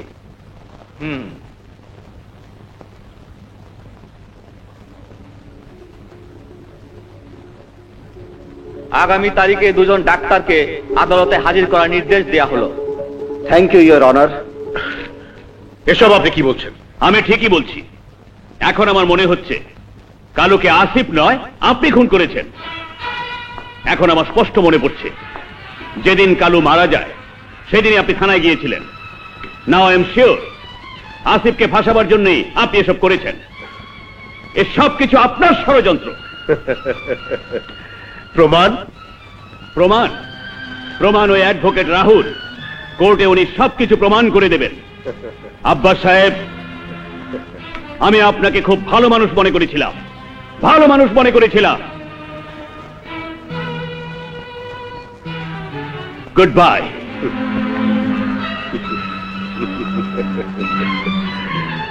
সবকিছু প্রমাণের আগে আমি সবকিছু ছারখার করে দেব। ডাক্তার সাহেব, আপনি পোস্টমর্টেম রিপোর্টে লিখেছিলেন ঘাড় ভাঙার কারণে কালুর মৃত্যু হয়, আপনার মনে আছে তো? জি, আমার স্পষ্ট মনে আছে। আপনি যেতে পারেন।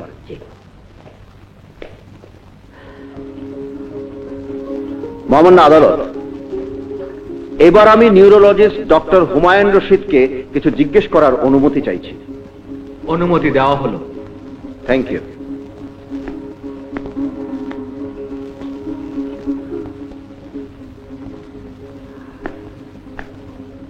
অধ্যাপক সাহেব, এই আদালতে আমি সবার সম্মুখে আপনার কাছ থেকে একটা কথা জানতে চাই। জি বলুন। আচ্ছা বলুন তো, একজন মানুষের ঘাড় ভেঙে ফেলার পর তাকে যদি ভাত খেতে দেয়া হয়, তাহলে কি সে খেতে পারবে? ইম্পসিবল, অসম্ভব। সে ব্যক্তি ভাত তো দূরের কথা, পানি পর্যন্ত পান করতে পারবে না। ঘাড় ভেঙে যাওয়ার অর্থ মেরুদণ্ডের মূলটাই ভেঙে যাওয়া। আর তাই যদি হয় তাহলে পেশেন্টের জ্ঞান থাকারই কথা নয়। তাহলে মেডিকেল সায়েন্স বলছে ঘাড় ভেঙে যাওয়ার পর কোনো ব্যক্তি কোনো কিছু খাওয়া তো দূরে থাক, জ্ঞানই থাকবে না। জি। ধন্যবাদ প্রফেসর সাহেব, আপনি যেতে পারেন। Thank you.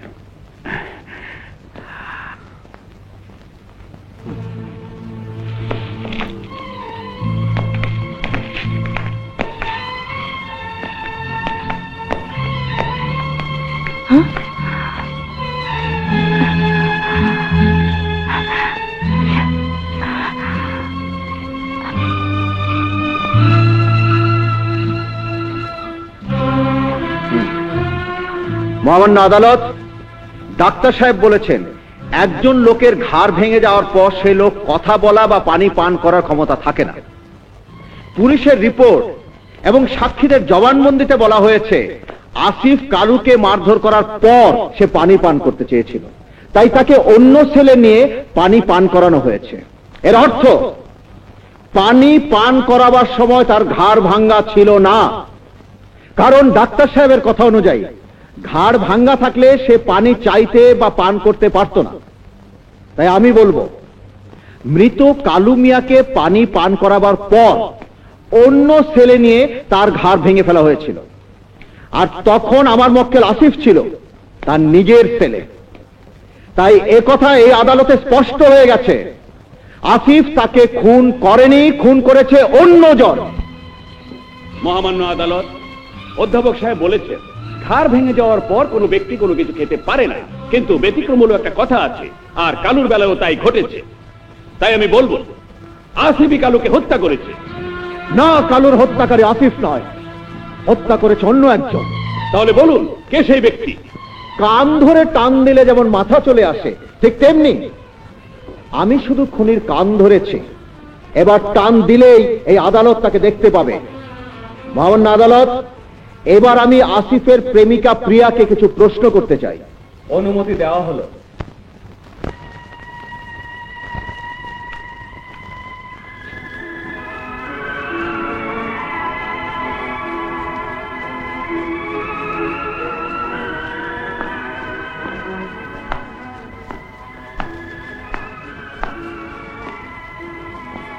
আপনার নাম প্রিয়া? জি। আপনি আসিফকে ভালোবাসতেন? জি। আসিফও কি আপনাকে ভালোবাসতো? জি, ও আমাকে তার প্রাণের চাইতেও বেশি ভালোবাসতো। তাহলে যে আপনাকে তার প্রাণের চাইতেও বেশি ভালোবাসতো, যে আপনাকে নিয়ে সুখের স্বপ্ন দেখত, আর আপনি বলেছেন সে জোর করে আপনাকে নষ্ট করতে চেয়েছিল, আসলে কি কথাটা সত্যি? বলুন। না, এমন কাজ সে কোনোদিনই করতে পারে না, কোনোদিনই করতে পারে না। পারে না? না। তাহলে আপনি এই আদালতে সেদিন কেন বলেছিলেন আসিফ আপনাকে নষ্ট করতে চেয়েছিল? বলুন। আমার মামা বলেছিল আমি যদি আদালতে এই কথা না বলি তাহলে মামা আসিফ ও তার বাবা মাকে মেরে ফেলবে। তাই আমি ওদেরকে প্রাণে বাঁচাবার জন্য এই আদালতে মিথ্যা কথা বলতে বাধ্য হয়েছিলাম। আর মামা আমাকে এও বলেছে তার ছেলেকে যদি বিয়ে না করি তাহলে ওদেরকে মেরে ফেলবে। কেন বলেছে? ওনার ছেলেকে বিয়ে করলে আমার বিশাল সম্পত্তির মালিক হবেন উনি। মহামান্য আদালত, আমার মামা বোনের হিংস্র, পশুর চেয়ে হিংস্র। ওদের মতো মানুষ যদি এই সমাজে বেঁচে থাকে তাহলে আসিফের মতো অনেকেই মিথ্যে খুনের আসামি হবে। আপনি এর বিচার করুন, আপনি এর বিচার করুন। এবার আপনি যেতে পারেন। মহামান্য আদালত, এবার আমি প্রিয়ার মামা আব্বাস আলী এবং তার ছেলেকে এই আদালতে হাজির করার অনুমতি চাইছি।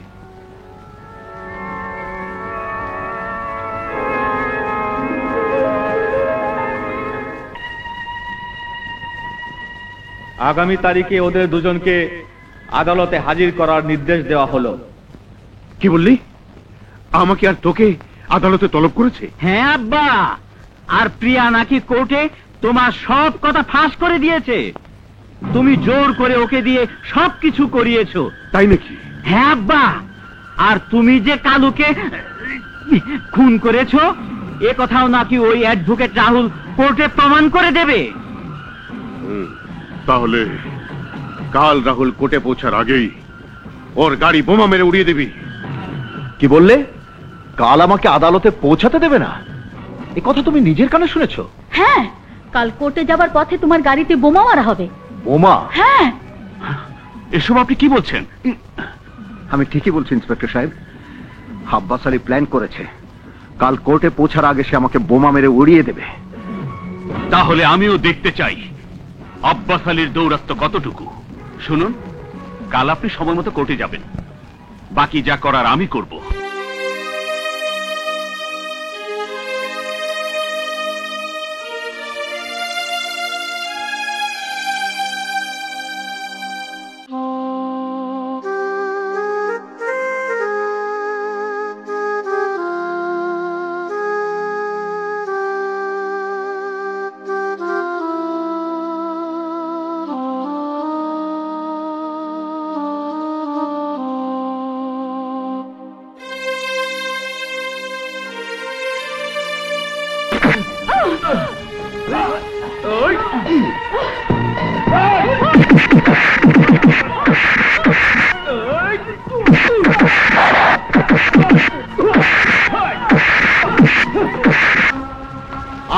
সময় মতো এই আদালতে পৌঁছাতে পারিনি, কারণ কালু মিয়ার প্রকৃত হত্যাকারী আমাকে রাস্তায় হত্যা করতে চেয়েছিল। তাই আমাকে আদালতে এই অবস্থায় হাজির হতে হয়েছে। মহামান্য আদালত, আমার মক্কেল আসিফ কালুকে খুন করেনি তার প্রমাণ আমি একের পর একে আদালতে দিয়েছি। মহামান্য আদালত, আমার বন্ধু বারবার চিৎকার করে বলছেন আসিফ কালুকে হত্যা করেনি। যদি নাই করে থাকেন তাহলে কে কালুকে হত্যা করেছে, কে প্রকৃত হত্যাকারী? আমি শুধু আসিফকে নির্দোষ প্রমাণ করার জন্য এই মামলা হাতে নেইনি, না, কালুর প্রকৃত হত্যাকারীকে তা প্রমাণ করার জন্য আমি এই মামলা হাতে নিয়েছি। না, আপনি একটা জঘন্য মিথ্যের আশ্রয় নিয়ে আসিফকে বাঁচাবার জন্য এই হত্যা মামলা নতুন করে হাতে নিয়েছেন। আর আপনাদের মতো মানুষ যতদিন এই সমাজে থাকবে ততদিন এই সমাজ সন্ত্রাসমুক্ত হতে পারে না।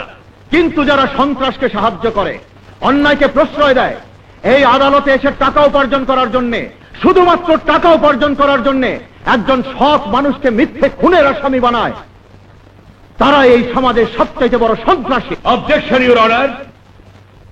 Objection overruled. মিস্টার রাহুল, এবার আপনি বলুন কে কালু মিয়ার হত্যাকারী? Thank you your honour. Kalu মিয়ার প্রকৃত খুনি কে তা প্রমাণ করার আগে আমি একটি ঘটনা বলতে চাই। অনুমতি দেওয়া হলো। আজ থেকে বেশ কিছুদিন আগে এই আদালতে একটি মামলা চলছিল। মামলাটি ছিল একটি খুনের মামলা, আর ওই মামলার বাদী পক্ষের অ্যাডভোকেটকে আসামি পক্ষের লোকেরা একটি বেনামি চিঠি দেয়।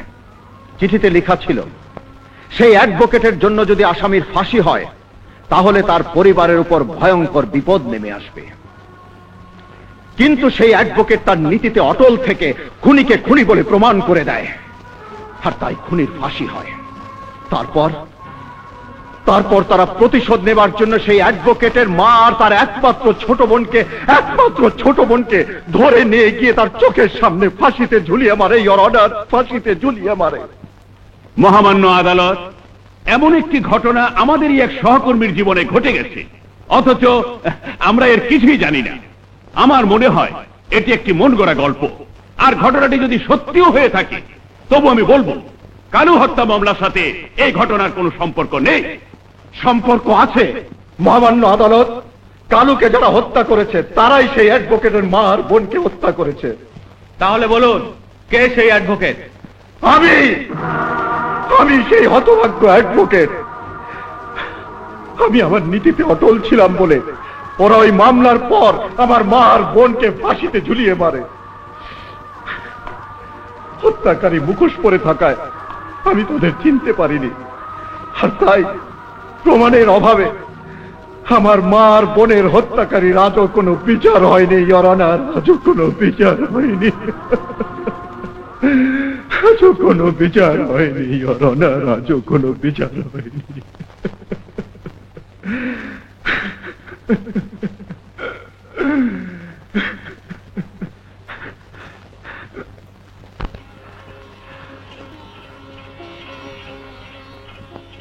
Sorry your honour.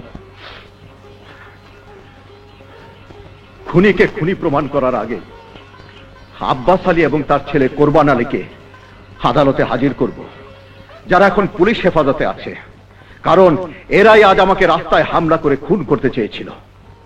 ওদেরকে হাজির করা হোক।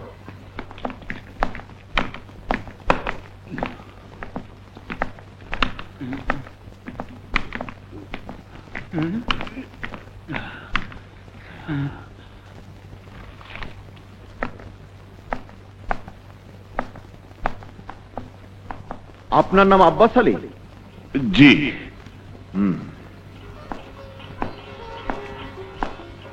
আর আপনার নাম কোরবান আলী?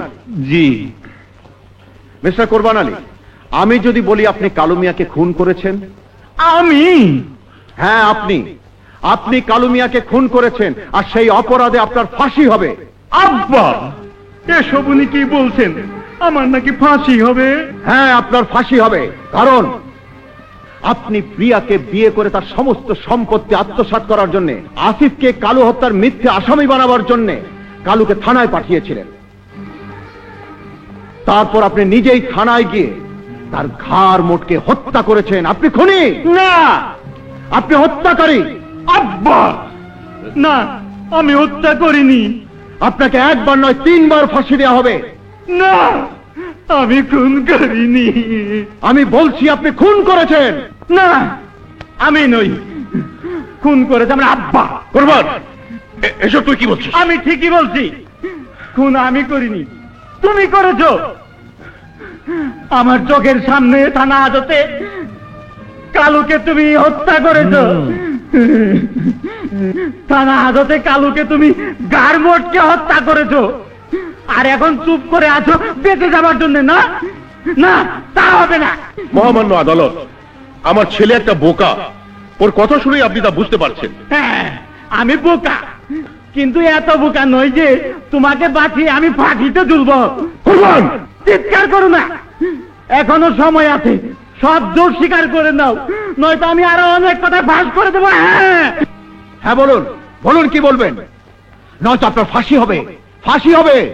না, আপনাকে গলায় দড়ি পরিয়ে ফাঁসিতে ঝুলানো হবে।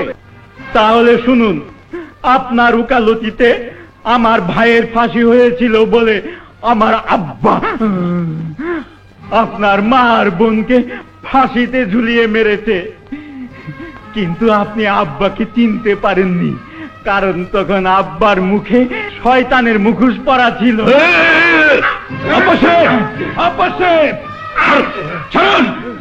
লোক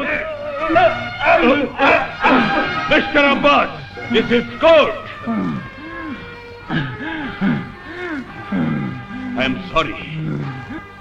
মহামান্য আদালত, আজ এ কথাই আদালতে নিঃসন্দেহ প্রমাণিত হয়েছে যে কালু মিয়ার প্রকৃত খুনি আসিফ নয়, আব্বাস আলী। তাই আমি আসিফকে নিঃশর্তে মুক্তি দেবার অনুরোধ করছি। সেই সঙ্গে আমি কালু মিয়া এবং আমার মা বোনকে পরিকল্পিতভাবে হত্যা করার অপরাধে আসামি আব্বাস আলীকে বাংলাদেশ দণ্ডবিধির 302 ধারা মোতাবেক সর্বোচ্চ শাস্তি মৃত্যুদণ্ড প্রদান করার অনুরোধ করছি। That's all, your honour. 1 ঘন্টা পর এই মামলার রায় ঘোষণা করা হবে।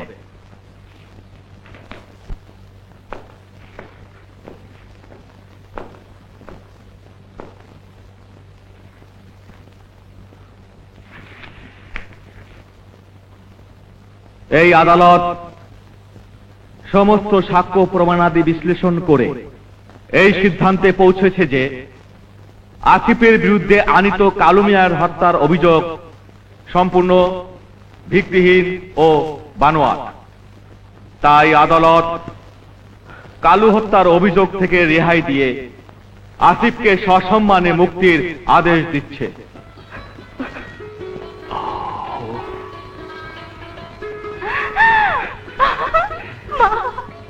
এবং এই আদালতে এটা নিঃসন্দেহে প্রমাণিত হয়েছে যে আব্বাস আলী কালু মিয়া এবং অ্যাডভোকেট রাহুলের মা ও বোনকে পরিকল্পিতভাবে হত্যা করেছে। তাই এই আদালত আব্বাস আলীকে বাংলাদেশ দণ্ডবিধি 302 ধারা মোতাবেক ফাঁসিতে ঝুলিয়ে মৃত্যুদণ্ডের আদেশ দিচ্ছে।